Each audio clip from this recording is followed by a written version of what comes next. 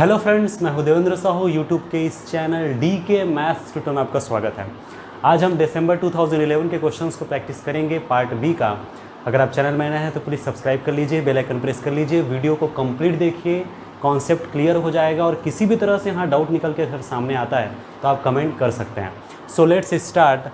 सबसे पहले मैं पूरा रियल एनालिसिस का क्वेश्चन कवर करूंगा, उसके बाद लीनियर अलजेब्रा का, फिर कॉम्प्लेक्स एनालिसिस का, फिर है ना जो ग्रुप थ्योरी पीडी ओडी का वो हम देखेंगे। ओके, तो देखिए सबसे पहले क्या है। First, let X be a connected subset of real numbers if every element of X is irrational then the cardinality of X is infinite, countable infinite to 1। क्या बोला है? एक्स जो है क्या है? Connected subset of real numbers. Connected subset of real numbers, या उसको और थोड़ा सा डिटेल कीजिए, एक्स क्या है? सेट ऑफ रियल नंबर्स का कनेक्टेड सबसेट है। यही तो बोल रहा है, यानी X is connected subset of R. Confirm हुआ? लाइन क्लियर हो रहा है। और हमें पता होना चाहिए रियल लाइन का कोई भी कनेक्टेड सबसेट, उनकी विशेषता ये होती है को या तो सिंगल्टन होगा या तो एक इंटरवल होगा, नॉन ट्रिवियल इंटरवल। क्लियर है ना? आपको पता है a connected set in a real line is either singleton और non trivial interval. That's it. अब बात आती है एक्स आर का कोई भी कनेक्टेड सबसेट आपने जो लिया है, इनकी विशेषता ये होगी या तो ये सिंगल्टन होगा या फिर ये अनकाउंटेबल, सीधा सीधा मतलब नॉन ट्रिवियल इंटरवल। अब सोचिए ऑप्शन में जो दिया उसके हिसाब से इनफाइनाइट, काउंटेबल इनफाइनाइट, इसमें तो आप ऐसे ही काउंटेबल इनफाइनाइट को डिस्कार्ड कर सकते हो, क्योंकि वो क्या बोला है? कार्डिनलिटी के बारे में पूछा है। तो काउंटेबल इनफाइनाइट तो किसी भी शर्त में काउंटेबल इनफाइनाइट हो ही नहीं सकता। लेकिन फिर भी अभी देख लेते हैं। और क्या बोला उसको? बोला है कि if every element of X is irrational. Directly आपको आंसर क्लियर हो गया होगा। क्या बोला है? एक्स के जितने भी एलिमेंट है सबके सभी इरेशनल है। आपको पता होना चाहिए एक्स सिंगल्टन होगा तो उसमें इरेशनल अगर है तो हो सकता है √2 ई या पाई या √3, ऐसा हो सकता है, -√1। तो आप सोचिए ये सिंगल्टन के सिचुएशन में ही पॉसिबल है, क्योंकि अगर आप इंटरवल अगर लेते हो नॉन ट्रिवियल इंटरवल तो उसमें रैशनल और इरेशनल दोनों होते हैं। तो ओनली इरेशनल का सिचुएशन नहीं हो सकता, वो केवल सिंगल्टन में ही पॉसिबल है। तो ये तो क्लियर हो गया कि यहाँ पर एक्स होगा तो इस सिचुएशन में क्या होगा? एक सिंगल्टन सेट होगा। इसका मतलब इसकी कार्डिनलिटी 1 है। ठीक है ना? वैसे जब कनेक्टेड के बारे में बात करता है तो काउंटेबल इनफाइनाइट और टू कार्डिनलिटी तो दिमाग से ऐसे निकल गया होगा। मात्र दोनों ऑप्शन पर काम करना था, देखना था कि इनफाइनाइट है या 1 है। चूंकि ओनली इरेशनल बोला है इसलिए क्या होगा? इसकी कार्डिनलिटी 1। That's it. कन्फर्म हुआ? आई होप क्लियर हो गया होगा। इस क्वेश्चन पे आइए। Which of the following statements are true? इनमें से कौन से स्टेटमेंट्स ट्रू हैं? देखिए पहला बोला है limit x tends to infinity log x upon x power half equals to 0। Limit x tends to infinity log x upon x equal to infinity. Second में ये इन्फिनिटी, ये 0 बोला गया है, इसमें ये 0 और इसमें बोला है ये 0 but limit does not exist करके। देखिए हम दोनों की लिमिट अलग अलग कैलकुलेशन कर लेते हैं, फिर ऑप्शन में जो आएगा उसके हिसाब से आप आंसर में जा सकते हैं। देखिए पहला limit x tends to infinity log infinity but infinity, that means ये जो है आपका इन्फिनिटी अपॉन इन्फिनिटी, मतलब ये कौन सा सिचुएशन हो रहा है? ये सिचुएशन हो रहा है डी एल हॉस्पिटल रूल का। तो एल हॉस्पिटल रूल लगाइए, ठीक है? एल हॉस्पिटल रूल लगाएंगे तो मैं डायरेक्ट इसके नेक्स्ट स्टेप को लिख रहा हूँ, है ना? यहाँ से ये हो जाएगा limit x tends to infinity 1/x upon x power half, है ना, 1/2 √x करके लिख सकते हो या एक्स पावर हाफ करके लिख सकते हो। जब सॉल्व करेंगे तो इतना आएगा, इसमें कोई दिक्कत वाली बात नहीं है। अब देखिए limit x tends to infinity 1/x into 2 √x, है ना? तो ओवरऑल जब सॉल्यूशन होगा तो क्या मिला? ओनली आपका 2/√x, और x टेंस टू इन्फिनिटी करने पर क्या आएगा? 0। तो यहाँ पर ये इन्फिनिटी बोला है, ये ऑप्शन तो डिस्कार्ड हो गया, ये ऑप्शन पर लॉजिक लगाना ही नहीं है ना? A, C और D में से ये आंसर आएगा। अब इसकी लिमिट देख लेते हैं। ये भी देखो इन्फिनिटी अपॉन इन्फिनिटी का सिचुएशन, यहाँ पे एल हॉस्पिटल रूल लगाइए, limit x tends to infinity 1/x upon 1। तो ये तो डायरेक्टली क्या है? 1/x है, ये हो जाएगा 0। ये इन्फिनिटी बोल रहा है डिस्कार्ड, है ना? यहाँ पर डज नॉट एग्जिस्ट बोला है इसलिए ये भी डिस्कार्ड। अब देखिए बचा कौन सा आंसर? ये डायरेक्टली इनकी लिमिट भी 0, इनकी लिमिट भी 0, डायरेक्टली आपको पता भी होना चाहिए। कन्फर्म है? Next question, define f from closed interval 0 to closed interval 0 by f of x equals to 2 to the power k -1 upon 2 to the power k for x belongs to closed interval 2 to the power k -1 upon 2 to the power k -1 2 to the power k -1 upon 2 to the power k greater then और equal to 1। Then ये 4 अलग अलग options हैं, ठीक है ना? Carefully observe कीजिए, है ना। काउंट इसमें जो है कैलकुलेशन तो लगेगा क्वेश्चन को, लेकिन आपको जितना बन सके फास्ट इसको अप्रोच करना है। वैसे इसको कैलकुलेशन करके कैसे आता है आंसर मैं बताऊंगा, तो अच्छे से समझिएगा।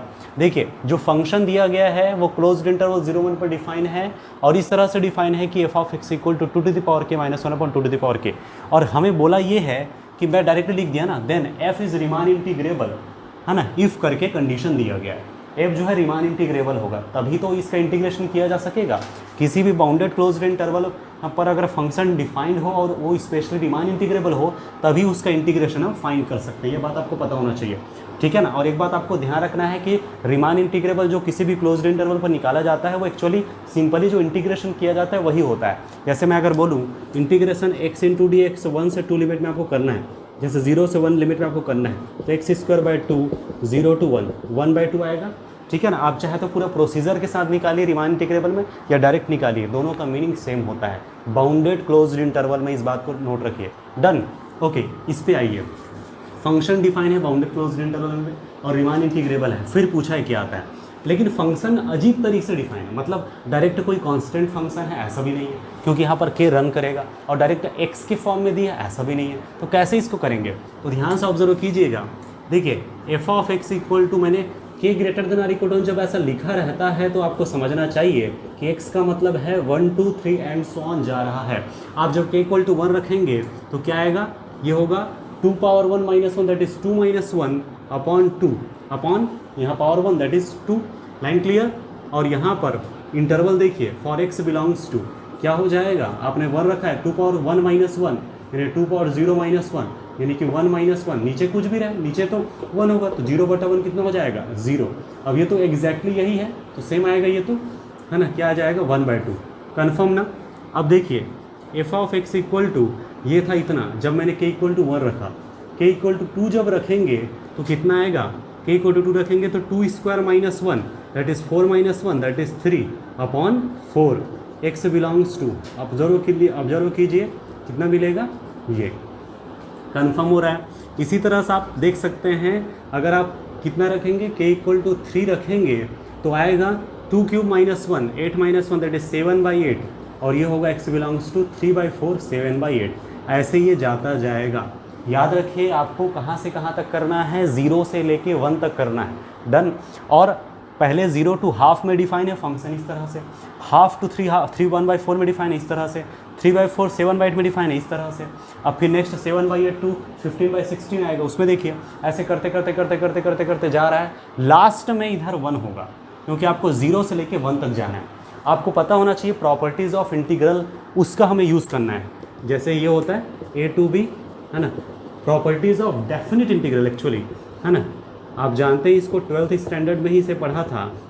ये होता है आपका c to b f(x) dx, सही है ना, a to b, तो इसको हम a to c c to b, a less than c less than b। Condition clear, a to b है तो a to c c to b, और बढ़ा सकते हैं a to c c to d d to b, इस type से बढ़ा सकते हो आप। डन, वही यूज करेंगे, पहले 0 to हाफ, फिर हाफ टू 3/4 3/4 टू 7/8, ऐसे करते करते करते करते पूरा ऐड कर देंगे, पूरा ऐड कर देंगे तो 0 से 1 के लिए हमें मिल जाएगा। ठीक है, तो मैं इसको मिटा रहा हूँ, है ना, जहाँ पर भी आंसर आएगा हम देख लेंगे, है ना। तो देखिए सबसे पहला सिचुएशन है, हमारा टारगेट तो समझ आ गया, हमें ये देखना है, इसकी वैल्यू देखना है, ठीक है ना। अब देखिए ये 0 to 1 है, यही मैं कह रहा था, ये अलग अलग बटेगा। 0 to पहले half f(x) into d x plus उसके बाद half to 3/4 f(x) into d x. Line clear. 0 to half to 3/4, ये वाला सिचुएशन लग रहा है ना, प्लस फिर 3/4 to 7/8 f(x) into d x, plus ऐसे करते करते करते लास्ट में। अब कौन सा स्टेज लास्ट होगा आप नहीं कह सकते, ये तो कह सकते हैं ऊपर 1 होगा, लेकिन नीचे वाला स्टेज नहीं बता सकते ना भाई, यहाँ क्या रहेगा लास्ट में हम नहीं बोल सकेंगे। ठीक, तो इसको फॉर कन्वीनियंस, हम सुविधा के लिए इसको हम क्या करेंगे, समेशन लिख लेते हैं। समेशन k इक्वल टू, है ना, 1 to इन्फिनिटी, देखिएगा कैसे बनाना है ना, 0 to 1, है ना, 0 to हाफ। इसको मैं लिख रहा हूँ जो है यहाँ पर क्या है ना, आपका है ये 2 to the power k minus 1, है ना, और 2 to the power k minus 1, और यहाँ पर जो है 2 to the power, इसको थोड़े नीचे में लिख लेते हैं। इसी स्टेप को मैं लिख रहा हूँ, summation k equals to 1 to इन्फिनिटी integration two to the power k minus one upon two to the power k minus one to to the power k minus one upon two to the power k f of x into d x, सही है ना f of x into d x. तो f of x की value भी लिख लेते हैं क्योंकि ये भी तो k के फॉर्म में लिखा जा सकता है। ये माय डियर फ्रेंड ये है आपका, इनको सॉल्व करके जो आएगा वही होगा इनका सम और वही होगा ये। डन। अब बनाते हैं। अब देखिए ये कांस्टेंट है फिलहाल x के रिस्पेक्ट में, तो कांस्टेंट वर्क करेगा ना भाई। तो summation k equals to 1 to infinity, इसको मैं बाहर निकाल देता हूँ 2 power k minus one upon two to the power k। अब 1 बचेगा, क्या होगा इंटीग्रेशन x होगा, x हो गया और limit two to the power k minus one upon two to the power k minus one to to the power k minus one upon two to the power k। That's it. अब देखिए ना यहाँ पर आगे बढ़ते हैं, इसको हम क्या लिख सकते हैं, summation k equals to 1 to infinity two to the power k minus one upon two to the power k। अब पहले ये होगा फिर माइनस ये हो गया, तो आप सब ऑब्वियसली जानते हैं two to the power k minus one upon two to the power k minus ये two to the power k minus one upon two to the power k minus one. ठीक है। अब देखिए इसको एलसीएम निकालते हैं, यहाँ 2 इन्वर्स करके अलग से कर सकता हूँ, सही है। 2 इन्वर्स ऊपर जाएगा तो क्या होगा 2 होगा, कन्फर्म ना। अब निकल जाएगा एलसीएम। बनाने का तरीका है और आप इतना तो कर सकते हैं ना, बट इसको जितना आप स्पीड करें है ना, two to the power k, तो two to the power k minus one minus अंदर से मल्टीप्लिकेशन होगा तो two to the power 1 plus k minus one that is two to the power k। Line clear है और minus minus plus हो जाएगा, है ना, 2 इंटू 1 ज़ा 2, कन्फर्म है। अब देखिए यहाँ पर ये और ये कैंसिल हो जाएगा, 2 माइनस वन कितना आएगा +1। ठीक है। तो summation k equals to 1 to infinity two to the power k minus one, ये +1 है, लिखने की ज़रूरत बनी और ये हो जाएगा इसका होल स्क्वायर। डन है। अलग अलग आप ब्रेक कीजिए इसको, है ना, अलग अलग जब आप ब्रेक करेंगे तो ये मिलेगा summation k equals to 1 to infinity, ये होगा, है ना, इतना अपॉन इतना two to the power k upon two to the power k का होल स्क्वायर माइनस, है ना, अलग अलग समेशन लिख लेते हैं, summation k equal to 1 to infinity two to the power और minus 1 upon two to the power k का होल स्क्वायर।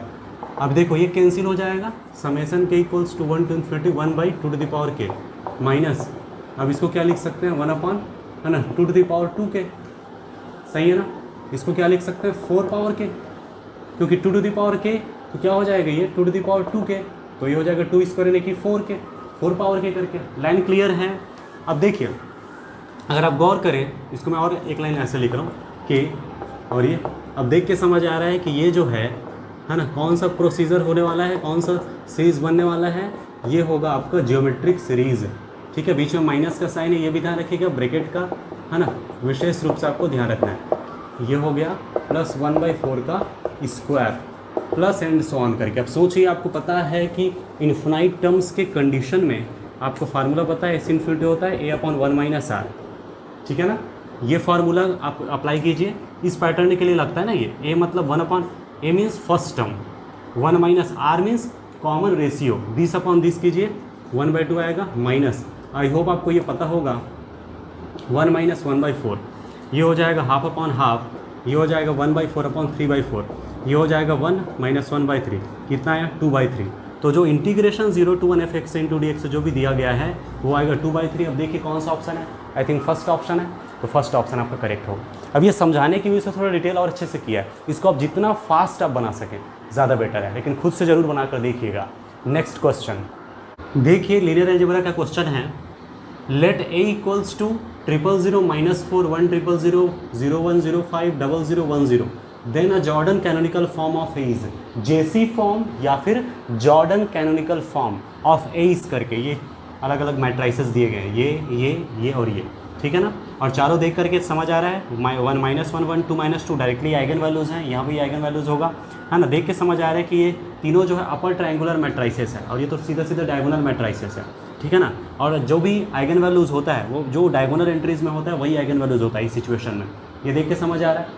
ओके, अब कई स्टूडेंट क्या करेंगे, वो जॉर्डन कैनोनिकल फॉर्म में बनाने के लिए सोचने लगे कि कैसे बनाएं, क्योंकि मिनिमल पॉलिनोमियल और कैरेक्टरिस्टिक पॉलिनोमियल के थ्रू बनाया जाता है जॉर्डन कैनोनिकल फॉर्म, ये आपको पता है। पहले जॉर्डन ब्लॉक मिलते हैं फिर उसके आधार पे बनाते हैं, और उतने में है ना, वो तो बनाने का तरीका हुआ, लेकिन यहाँ पर वो सब करने की ज़रूरत नहीं है, बहुत ही जल्दी आप आंसर तक पहुँच जाएंगे। वैसे भी आपको वहाँ पर एग्ज़ाम में आंसर क्या है ये पता करना है, ठीक है ना।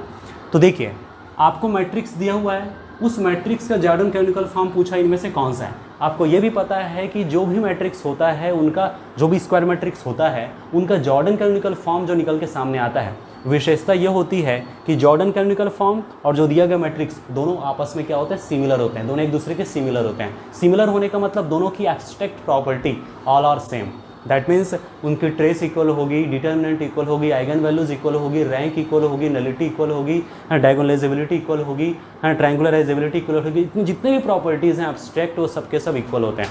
ठीक है ना, क्लियर हो गया। सिमिलर का सिचुएशन मतलब ये होता है, मतलब ये मैट्रिक्स जिस भी मैट्रिक्स के सिमिलर हो रहा होगा, मतलब जो भी जॉर्डन कैनोनिकल फॉर्म होगा, विशेषता ये होगा कि उनके वो सिमिलर होगा। आप सिमिलैरिटी से आंसर तक जाने की कोशिश कीजिए। ओके, सबसे पहले ट्रेस पर दिमाग आना चाहिए, क्योंकि हमें पता है कि ट्रेस निकालना बहुत आसान है। इनका सम कीजिए, क्या आ रहा है देखो, 0 + 0 + 0 + 0, sum of diagonal entries, principal diagonal entries का सम 0 आ रहा है, यही आपका ट्रेस होगा। इसकी ट्रेस है 0, तो ऑब्वियस सी बात है इनकी जॉर्डन कैनोनिकल फॉर्म जो भी होगी उनकी ट्रेस भी क्या आनी चाहिए, 0 आनी चाहिए। अब देखिए, है ना, इसमें ये तो 0 आ रहा है, ये भी होगा 0 आ रहा है, बट ये देखिए 1 + 1 2 2 4 -2 2 आ रहा है, 0 तो नहीं आ रहा है, मतलब ये कभी भी पॉसिबल नहीं है जॉर्डन कैनोनिकल फॉर्म में। दैट्स इट, डिस्कार्ड हो गया ना ये। अब देखिए इस पे ये -2 + 2 0, -2 बच जा रहा है, यानी कि ये भी कभी भी जॉर्डन कैनोनिकल फॉर्म नहीं हो सकता, दोनों डिस्कार्ड। अब 50-50 का मामला है, मतलब ए और बी दोनों में से कोई एक करेक्ट हो सकता है। अब कैसे जाएंगे आंसर तक, क्योंकि दोनों की ट्रेस इक्वल है ना, ऑब्वियस। अभी आइगन वैल्यू इक्वल है तो ट्रेस और डिटरमिनेंट तो इक्वल होंगे ही होंगे, ऑब्वियस सी बात है। अब कैसे आंसर तक पहुँचेंगे, अब ध्यान से समझिए, ए और बी दोनों में से कोई आंसर होगा। तो देखिए आइगन वैल्यू -1 1 2 -2, ठीक है, और यही आइगन वैल्यूज इनके भी हैं, -1 1 2 -2 करके, यहाँ तक तो कन्फर्म है। अब आइगन वैल्यूज दोनों के सेम है, मतलब ऑब्वियस सी बात है ये जो आइगन वैल्यू इनके भी होंगे, क्योंकि दोनों में से ही ऑप्शन बचा हुआ है, तो ये आइगन वैल्यू इनके होंगे, क्लियर हो गया। और आइगन वैल्यू एग्जैक्टली सेम होने के वजह से ट्रेस है, डिटर्मिनेंट है ना, रैंक है, नलिटी सब इक्वल हो जाएगा। अच्छा, डायगोनलाइजेबिलिटी की बात आती है तो सभी डिस्टिंक्ट हमें पता होना चाहिए कि जब square matrix distinct eigen values रखता है तो क्या होता है, डायगोनलाइजेबल हो जाएगा, ट्रायंगुलाइजेबल हो जाएगा। इसका मतलब ये भी डायगोनलाइजेबल, ये सब डायगोनलाइजेबल है। अब क्या करेंगे, अब हम सीधा जॉर्डन कैनोनिकल फॉर्म ही बना लेते हैं ना भाई, वो ज़्यादा बेटर होगा। अब तो क्या करेंगे, मिनिमल पॉलिनोमियल कैरेक्टरिस्टिक पॉलिनोमियल देख लेते हैं। इनका कैरेक्टरिस्टिक पॉलिनोमियल होगा, क्या होगा, यही आइगन वैल्यूज़ हैं, x - +1 x - 1 है ना, x - 2 x - +2 डन है। और चूंकि डायगोनलाइजेबल होने की वजह से हमें पता होना चाहिए, डायगोनलाइजेबल जब होता है तो मिनिमल पॉलिनोमियल की विशेषता क्या होती है, सबके सब नॉन रिपीटेड लीनियर फैक्टर में लिखा जाता है।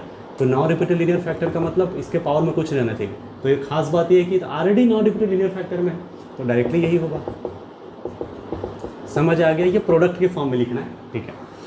अब लॉजिकली, है ना, अब आंसर तक पहुंच जाएंगे, है ना। अब देखिए 1 के करस्पॉन्डेंस में जॉर्डन ब्लॉक बना रहा हूँ, है ना, -1 के करस्पॉन्डेंस, सॉरी -1 के करस्पॉन्डेंस क्या होगा। अब देखिए पावर में कितनी है, 1, मतलब कि यहाँ पर आपका 1 × 1। सबसे पहले क्या किया जाता है, बनाने का आपको तरीका पता होगा, यहाँ से आइगन वैल्यू टेक कीजिए -1, ठीक है, और -1 टेक करने के बाद आप क्या करेंगे, इनकी ऑर्डर कितनी है, 1, मतलब इसके पावर कितनी है, 1, तो यहाँ पर 1 × 1 मैट्रिक्स तैयार कर लीजिए। अब यहाँ पर -1 एज इट इज़, ठीक है। अब देखिए -2 बोलता हूँ, +1, अब यहाँ पर भी पावर 1 होने की वजह से 1 × 1 ही बनेगा, और यहाँ इसके पावर में 1, एग्जैक्टली 1, ठीक है। इस पर मैं नेक्स्ट सेशन में वीडियो पूरा अच्छे से डिटेल में बताऊँगा। अभी अगर आपको कॉन्सेप्ट पता है तो अच्छी बात है, ठीक है ना। तो देखिए ये आपका थर्ड होगा 2 के करस्पॉन्डेंस, 2 के करस्पॉन्डेंस देख लीजिए, पावर 1 है, एग्जैक्टली सेम होने की वजह से 1 × 1 मैट्रिक्स ही बनेगा। आप डायरेक्टली लिख लीजिए, यही सब के सब क्या है, जॉर्डन ब्लॉक्स हैं भाई, यही सब के सब जॉर्डन ब्लॉक्स हैं। अब क्या करना पड़ेगा, अब फिर आप फाइनली मैट्रिक्स में आओगे, तो मैट्रिक्स में जब आ जाता है तो Jordan blocks, Jordan block, Jordan block, Jordan block, तो -1 1 2 -2 बाकी 0। अब देखिए किसके फॉर्म में, इसके फॉर्म में है ना, मतलब ये करेक्ट हुआ, ये डिस्कार्ड होगा, कन्फर्म है। तो इस तरह से बनाया जाता है भाई। तो दिस अगर मैट्रिक्स है then a Jordan canonical form of A is -1 1 2 -2, ये होगा आपका मैट्रिक्स, ठीक है। नेक्स्ट क्वेश्चन देखिए, let A be a 5x4 matrix with real entries such that the space of all solutions of the linear system X transpose equals to 1 2 3 4 5 transpose is given by 1 plus 2s 2 plus 3s 3 plus 4s 4 plus 5s transpose such that S belongs to R, then the rank of A is equal to rank पूछा है 4 3 2 1, इसमें से कौन सा आएगा। Information क्या है और पूछा क्या है, मतलब इन्फॉर्मेशन दिया है सॉल्यूशन स्पेस के बारे में और हमें पूछा है उनके, है ना, जो मैट्रिक्स है उनके रैंक के बारे में। अब आपको रिलेशनशिप पता होना चाहिए। अगर आप पता होगा कि ये तो सिस्टम है, देखिए समझ आ रहा है, system of equation, system of linear equations जिसे आप कहते हैं, शॉर्ट में आप लीनियर सिस्टम कहते हैं। दो टाइप होते हैं इनके, एक होता है होमोजीनियस, एक होता है नॉन होमोजीनियस। होमोजीनियस का मतलब होता है ए, जैसे मैं शॉर्ट में लिख रहा हूँ एक्स इक्वल टू 0, और नॉन होमोजीनियस का मतलब होता है ये आपका होमोजीनियस है और ये होता है नॉन होमोजीनियस सिस्टम। कब? जब इधर राइट में बी हो जो कि नॉट इक्वल टू 0 हो। देख के समझ आ रहा है, इक्वल टू बी के फॉर्म में, ऑब्वियस सी बात है नॉन होमोजीनियस सिस्टम है। और दोनों सिचुएशन में सॉल्यूशन स्पेस की डायमेंशन के बारे में पता होना चाहिए। सॉल्यूशन स्पेस है तो सॉल्यूशन स्पेस की जो डायमेंशन होती है याद होना चाहिए, है ना, किस स्थिति में, एक्स इक्वल टू 0, यानी कि होमोजीनियस सिस्टम के सिचुएशन में इनकी जो इस सिचुएशन में इनके जो सॉल्यूशन स्पेस की जो डायमेंशन होती है वो ए के नल स्पेस के डायमेंशन की इक्वल होती है। That means dimension of kernel of A dimension of null space of A की इक्वल होता है, उसी का आप बोलते हो nullity of A. That's it, अब इसे आप याद रखिए। और नॉन होमोजीनियस सिस्टम की सिचुएशन में डायमेंशन ऑफ सॉल्यूशन स्पेस जो होता है ये just nullity of A plus 1 होता है। दैट्स इट, और हमें इस सिचुएशन से मतलब है, ठीक है ना, नलिटी ऑफ ए प्लस 1 करके। अब हमें जो दिया गया है सॉल्यूशन स्पेस, हम उसको एस नाम दे देते हैं। याद रखिए एक वेक्टर स्पेस होता है तभी तो डायमेंशन की हम बात कर रहे हैं। ये पहला स्टेप है, समझ लीजिए। नेक्स्ट स्टेप में मैं इसको लिख रहा हूँ जमा करके, ट्रांसपोज में है तो ये हो जाएगा 1 plus 2s 2 plus 3s 3 plus 4s 4 plus 5s और such that s belongs to R। My dear friend, आप इसको अलग अलग करके लिखिए। अलग अलग करके जब आप लिखेंगे तब आपको जो मिलेगा ये होगा, है ना, 1 2 3 4, है ना, plus S 2 3 4 5 such that S belongs to R। अगर आप गौर करें तो देख सकते हैं दो अलग अलग वेक्टर है, उनके कॉम्बिनेशंस का ये तो कलेक्शन है। अब ये देखना होगा कि ये दोनों लीनियर है क्या, क्योंकि दोनों के द्वारा स्पान हो रहा है, बात तो समझ आ गया। अब ये जो दो वेक्टर्स हैं 1 2 3 4 और एक वेक्टर है 2 3 4 5, ठीक है ना, ये दोनों वेक्टर एल आई हैं क्या, देख लीजिए, ठीक है ना। उसके बाद इनके आप डायमेंशन ऑफ एस फाइंड कर सकते हो, क्योंकि अगर चूंकि ये दोनों के दोनों एल आई क्या बोलते हैं, दोनों स्पान कर रहा है, समझ आ गया, यानी दोनों स्पानिंग सेट के अंदर होंगे, ये तो समझ आ गया। अब बस ये देखना है बीटा इक्वल टू ये जो है स्पान करते हैं क्या ये एल आई है। अगर एल आई होंगे तो बेसिस हो जाएगा, बेसिस हो जाएगा तो चूंकि इसमें दो एलिमेंट हैं तो डायमेंशन इनकी हो जाएगी 2। दैट्स इट ना। और देख के समझ आ रहा है दोनों एल आई है। अब लोग ऐसे देख के समझ आ रहा है, लॉजिक भी आता है भाई, आप ऐसे करके जमा करके लिख सकते हो 1 2 2 3 4 5 और 3 4 और 4 5 ऐसे लिख सकते हो, मैट्रिक्स बन गया। अब आपको देखना है इसकी क्या पाइवोट्स एलिमेंट, यस, तो इट इज़ सिमिलर टू, मैं इसमें -2 का मल्टीपल कर रहा हूँ, इसमें जोड़ रहा हूँ तो ये हो जाएगा 0 -2 × 2 4 जार और इसके साथ जोड़े तो -3। समझ आया ना, इसमें मैंने -2 का मल्टीप्लिकेशन किया और इसके साथ ऐड किया, है ना, ऑपरेशन लगाया। अब फिर इसमें -3 का मल्टीप्लिकेशन की इसके साथ जोड़ा तो ये 0, तो -3 3 0 -3 × 2 6 है ना, तो कितना हो जाएगा यहाँ पर -2। अब -4 का मल्टीप्लिकेशन किया जोड़ा तो 0, -4 और 2 -8, ये हो जाएगा -3। डन। माइनस का इसमें मल्टीप्लिकेशन कर दिया तो ये हो गया आपका, है ना, इसमें माइनस का गुना किया प्लस, इसमें भी ये प्लस है प्लस। अब क्या कर सकते हैं, इनके थ्रू ये हो गया 0, ये हो गया 0, इनके थ्रू ये हो गया 0। कितने पाइवट्स एलिमेंट है, 2 पाइवट्स एलिमेंट, इनकी रैंक होगी 2, कन्फर्म। अब रैंक 2 है, रैंक 2 होने का मतलब कि 2 यहाँ पर पाइवट्स एलिमेंट है। इसका मतलब number of L I rows, number of L I columns 2 है, उतनी ही रैंक। और खास बात जो भी वेक्टर आपने लिया था दोनों क्या होंगे, एल आई। That's it. ये लॉजिकली भी आपको पता होना चाहिए। अब देखिए दोनों एल आई भी हो गया, समझ आ रहा है, दोनों स्पान कर रहा है, मतलब ये बेसिस हो गया। अब इनकी बेसिस में 2 एलिमेंट है तो इनकी डायमेंशन हो गई 2। और हमें पता होना चाहिए सॉल्यूशन स्पेस किसका, इस सिस्टम का है। ये नॉन होमोजेनियस सिस्टम है, नॉन होमोजेनियस सिस्टम की जो सॉल्यूशन स्पेस की डायमेंशन होती है नलिटी ऑफ ए प्लस 1 के इक्वल। तो देखिए 2 equal to nullity of A plus 1, तो यहाँ से क्या हो जाएगा, यहाँ 2 - 1 equal to nullity of A. So nullity of A कितना निकला, नलिटी ऑफ ए, है ना, विल बी 1, इतना हो गया। नलिटी निकल जाने से आप रैंक निकाल सकते हो by rank nullity theorem, but rank nullity theorem लगाना आसान इतना नहीं है। आपको जो दिया गया मैट्रिक्स ए है, स्क्वायर मैट्रिक्स होता तो डायरेक्ट आप कर देते। स्क्वायर मैट्रिक्स न होने की सिचुएशन में आपको पता होना चाहिए, यहाँ से आप लीनियर ट्रांसफॉर्मेशन फॉर्म करो। लीनियर ट्रांसफॉर्मेशन जो भी बनता है हमें पता होना चाहिए, every matrix is linear transformation, every linear transformation matrix. Logically मतलब आप यहाँ से यहाँ ट्रांसफॉर्म कर सकते हैं। 5 मतलब इसको मैं इस फॉर्म में कर सकता हूँ, इसको इस फॉर्म में कर सकता हूँ। अगर आप पढ़े हैं लीनियर अलजेब्रा तो आप जानते हैं। ओके, ए 5x4 है, टी V4 to V5। हम एक लीनियर ट्रांसफॉर्मेशन दे सकते हैं, बना सकते हैं T from V4 to V5 का, है ना। या फिर यूँ कहें कि इनका मैट्रिक्स रिप्रेजेंटेशन ये होगा। इफ़ एंड ओनली चलता है भाई। अब यहाँ पर रैंक नलिटी थ्योरम लगाना है। चलिए, रैंक नलिटी थ्योरम इसका है प्रॉपर्टी, तो rank of T plus nullity of T equal to dimension of कितना, V4। सिल्वेस्टर्स लॉ जिसे आप कहते हैं।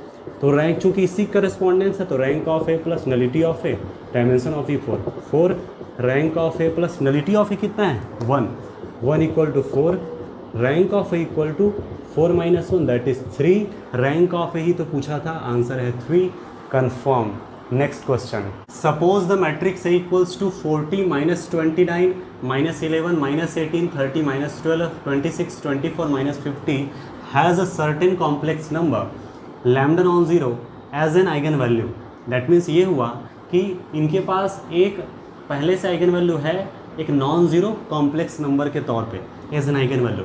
विच of the following must also be an eigen value of F. इनमें से बताइए, इनमें से कौन सा एक आइगन वैल्यू और होगा। यहाँ पर कॉम्प्लेक्स नंबर आइगन वैल्यू बोल करके ये बात तो क्लियर कर दिया कि इनका फील्ड होगा सी।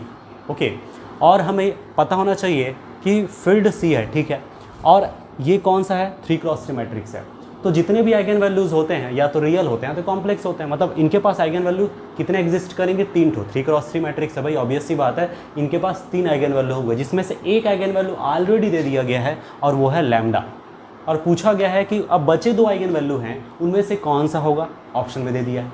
अब ट्रेस के बारे में जाते हैं। ट्रेस होता है सम ऑफ डायगोनल एंट्रीज और वो होता है सम ऑफ आइगन वैल्यूज़ के इक्वल। ये बहुत इंपॉर्टेंट फंडा है। लेकिन उससे पहले एक और आइगन वैल्यू फाइंड कर दें तो ज़्यादा बेटर होगा। तो कैसे करें, ट्रिक क्या है ना, आपको पता होना चाहिए, है ना, कि जो हमें मैट्रिक्स दिया रहता है, जैसे मैं 3x3 के लिए बता देता हूँ, A11 A12 A, है ना, A13 A21 A22 A23, ठीक है, A31 A32 A33। ऐसा नहीं है कि ये 3x3 बस के लिए ट्रू है, ये n×n मैट्रिक्स आप ले सकते हो। रूल ये बोलता है इफ़ सम ऑफ, है ना, each row is alpha. Okay, क्या बोला जा रहा है, इनका जो सम है वो अल्फ़ा है, इनका सम भी अल्फ़ा, इनका सम भी अल्फ़ा। तो ये 100% श्योर है कि अल्फ़ा इनका आइगन वैल्यू होगा, ठीक है। ये ट्रिक भी कह सकते हो और आप देख भी सकते हो, ठीक है ना।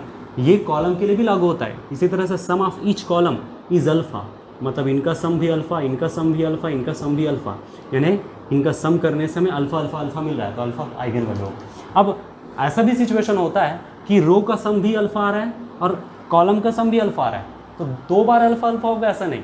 अल्फ़ा एक आइगन वैल्यू के तौर पे होगा, बस इतना ही है। चाहे रो से हो चाहे कॉलम से, दोनों से हो।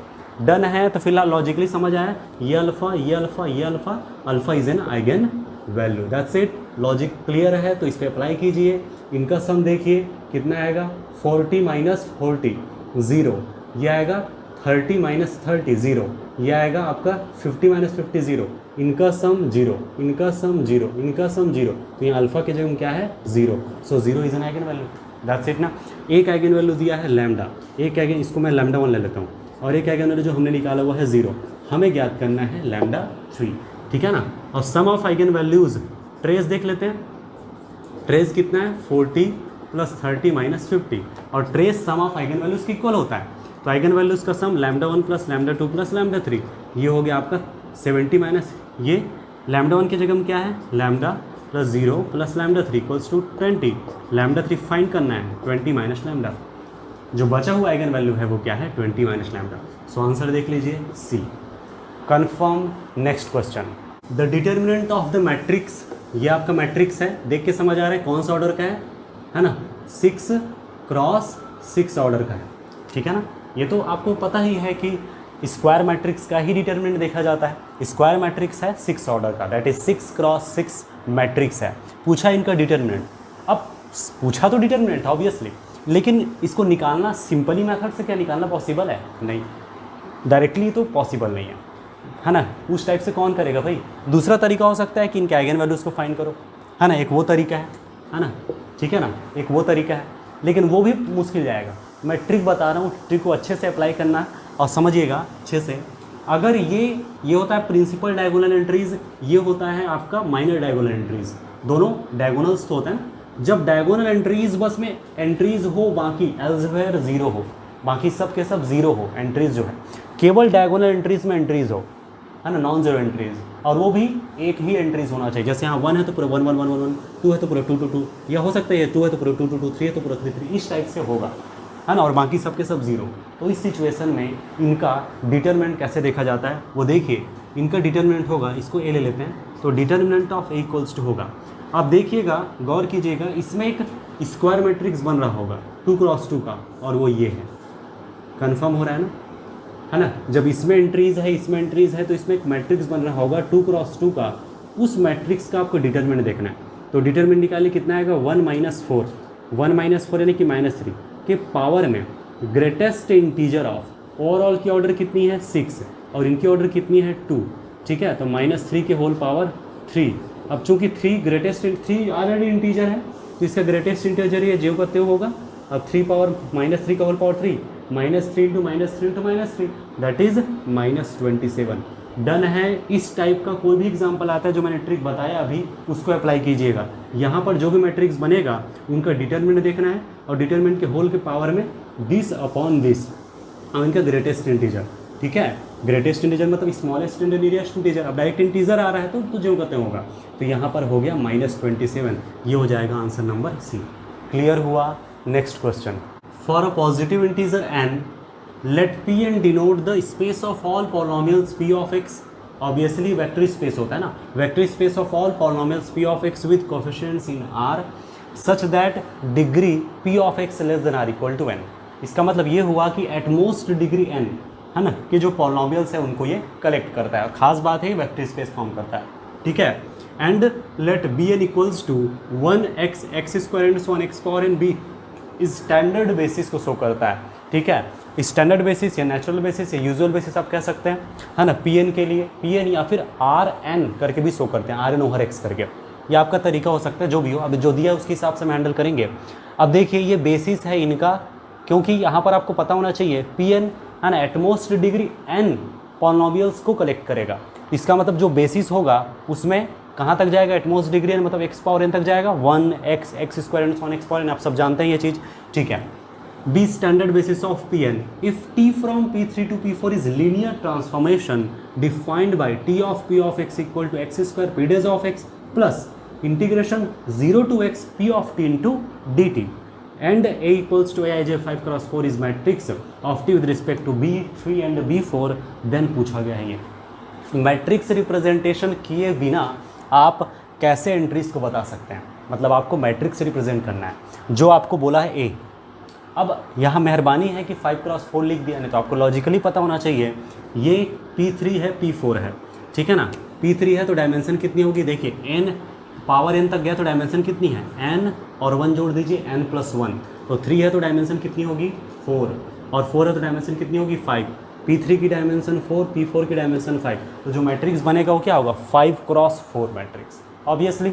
तो 5 × 4 मैट्रिक्स बनेगा, बनाना है इनके थ्रू, तो चलो देखते हैं क्या आता है। मैं इसको मिटा रहा हूँ।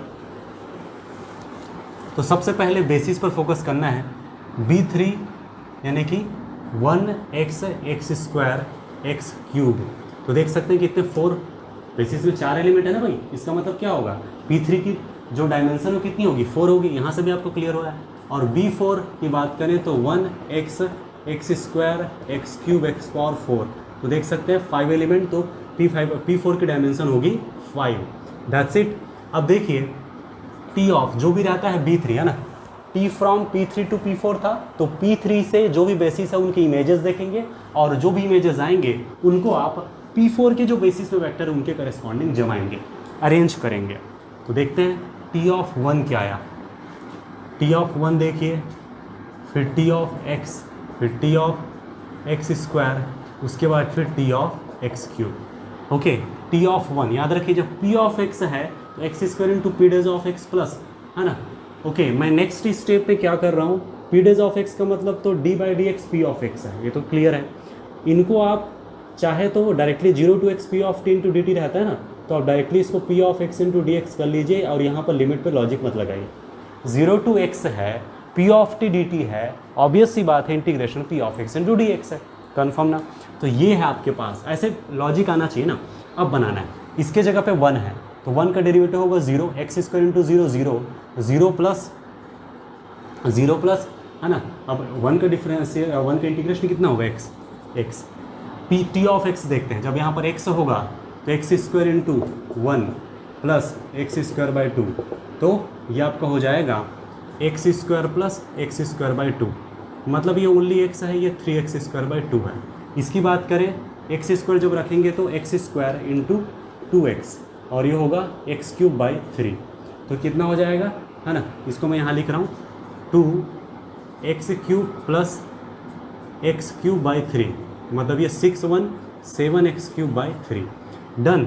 अब जब एक्स क्यूब होगा तो x square into 3x square, है ना, और एक्स पावर 4 बाई 4 कितना हो जाएगा, 3x power 4 plus x power 4 by 4, 4 into 3 12, 113 by 3 x power 4। अब आपको क्या करना है, अरेंज करके लिखना है ना। चलो ठीक है, जो भी आया इसको अरेंज कीजिए। अरेंज का मतलब समझते हैं, जो भी यहाँ पर है इनके करस्पॉन्डिंग जमाना है भाई, है ना। तो फिर 1 0 dot 1 dot x plus 0 dot x square 0 dot x cube plus 0 dot x power 4।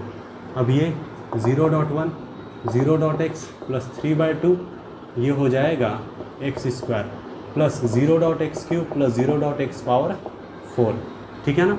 0 dot 1 plus इसमें भी वही 0 डॉट 1 करके आगे बढ़ेगा, ठीक है ना। इसमें 0 डॉट एक्स स्क्वायर, इसमें भी 0 डॉट एक्स स्क्वायर, यहाँ तक कि इसमें 0 डॉट एक्स क्यूब भी होगा, लेकिन इसमें 7/3 x cube plus 0 dot x power 4, इसमें है 13/3 एक्स पावर 4। अब देख सकते हैं मैट्रिक्स जब रिप्रेजेंट करते हैं, जो ये है ना, ये हो जाएगा, ये पूरा कोफिशिएंट इस तरह से, ये पूरा कोफिशिएंट इस तरह से, और ये इस तरह से, ये कितना बनेगा 5×4।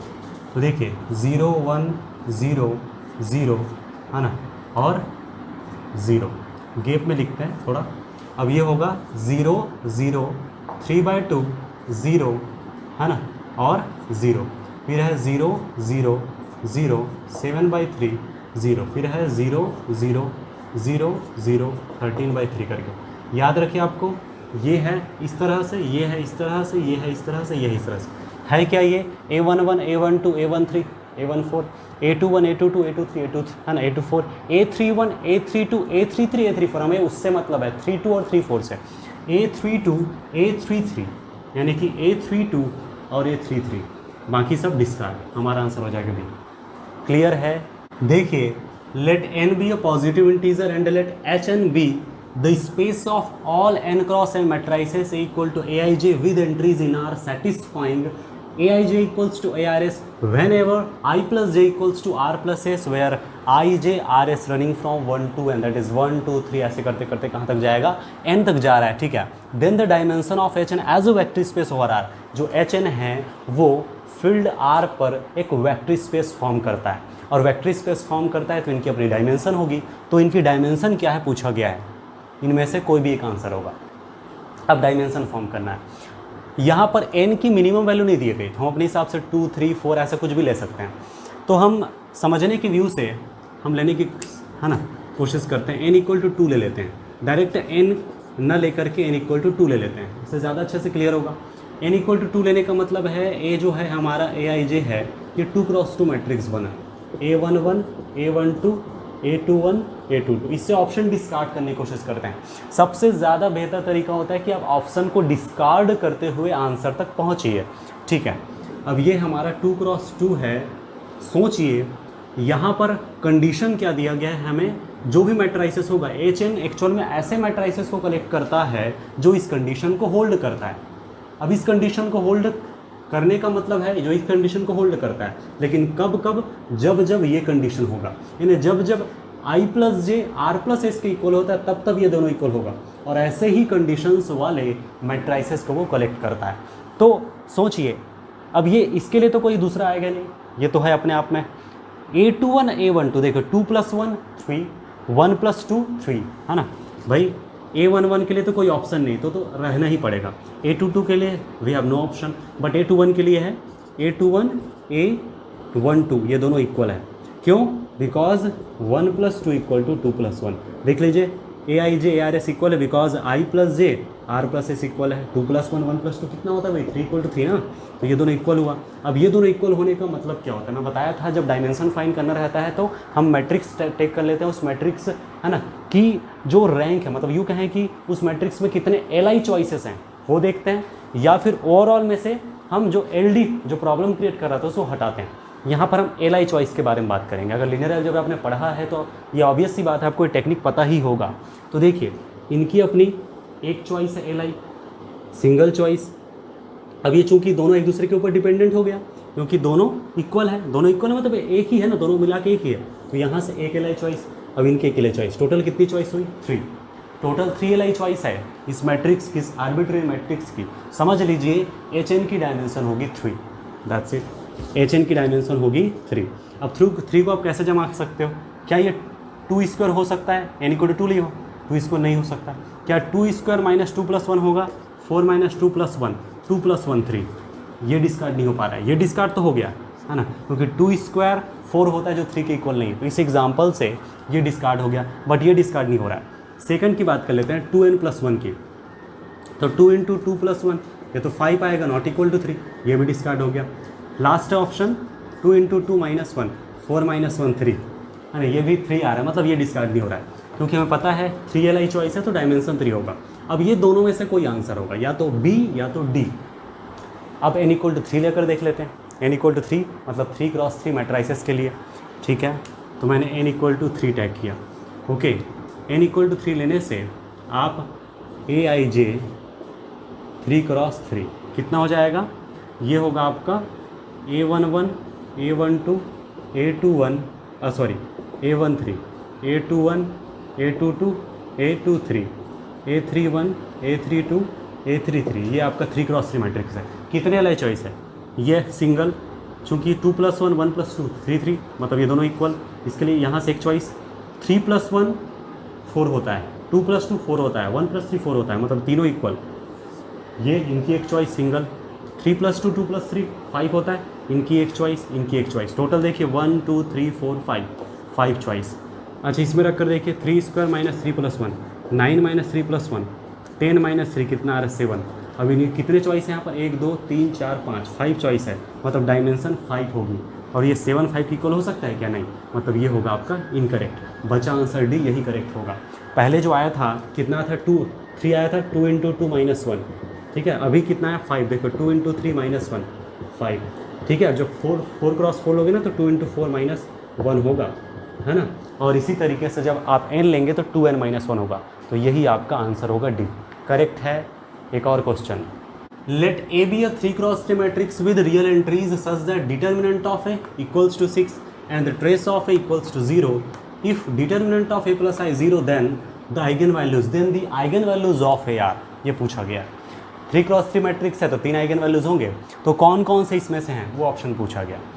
ओके, है ना, इन्फॉर्मेशन दे दिया है, और आपको ये तो पता होना चाहिए सम ऑफ आइगन वैल्यूज, है ना, ये होता है आपका ट्रेस ऑफ A के इक्वल, जो भी ट्रेस दिया ना उसके इक्वल। ट्रेस का मतलब सम ऑफ डायगोनल एंट्रीज, वही होता है ट्रेस, और ये इक्वल होता है सम ऑफ आइगन वैल्यूज के इक्वल, ठीक है। दूसरा इन्फॉर्मेशन है प्रोडक्ट ऑफ आइगन वैल्यूज, ये आपको ध्यान रखना है।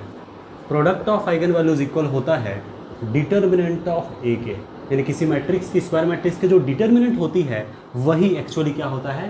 प्रोडक्ट ऑफ आइगन वैल्यूज के इक्वल होता है, ठीक है ना। आप पहले वाली इन्फॉर्मेशन और इनके दूसरे वाली इन्फॉर्मेशन, दोनों इन्फॉर्मेशन के थ्रू जाइए।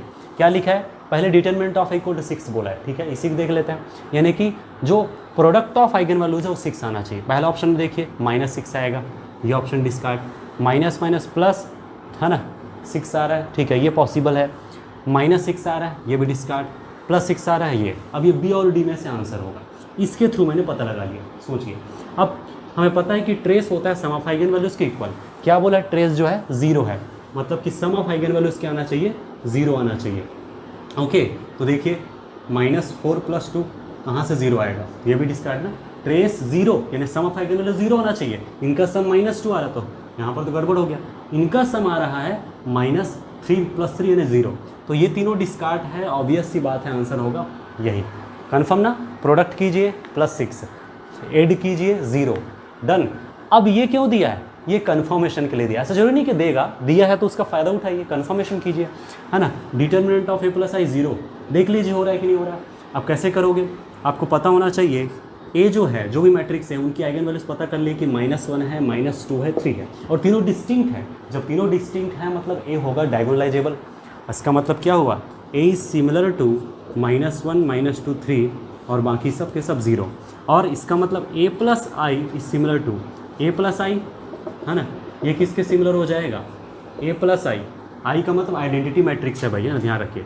1 0 है ना, यहाँ 1 1 1 बाकी सब 0, ऐड हो जाएगा तो ये होगा 0, है ना। a है आपका, a is similar to this, तो a + i similar to -1 + 1 0, -2 + 1 -1, 3 + 1 4। Confirm हुआ, ये इसके सिमिलर, a + i इसके सिमिलर। और प्रोडक्ट ऑफ आइगन वैल्यूज़ क्या होता है, 0, तो डिटरमिनेंट क्या होगा, 0, डिटरमिनेंट 0। कन्फर्म है, आंसर होगा डी। तो आई होप जितने भी कॉन्सेप्ट बताया गया हो क्लियर हुआ होगा। अगर किसी भी तरह से डाउट होता है आप कमेंट कर सकते हैं, है ना। पार्ट बी से ही रिलेटेड जो बचे हुए क्वेश्चंस हैं, है ना, कॉम्प्लेक्स एनालिसिस, है ना, मॉडर्न अलजेब्रा और पीडी से ओडी से रिलेटेड जो भी क्वेश्चंस है उसको मैं नेक्स्ट लेक्चर में कवर कराऊंगा, है ना। तो फिलहाल आज के लिए इतना ही। और अगर आप चैनल में नए हैं, अभी तक सब्सक्राइब नहीं किए हैं तो प्लीज़ सब्सक्राइब कर लीजिएगा, और वीडियो पसंद आए तो लाइक कीजिए, अपने फ्रेंड्स को शेयर कीजिए। आज के लिए इतना ही। Thank you for watching this video.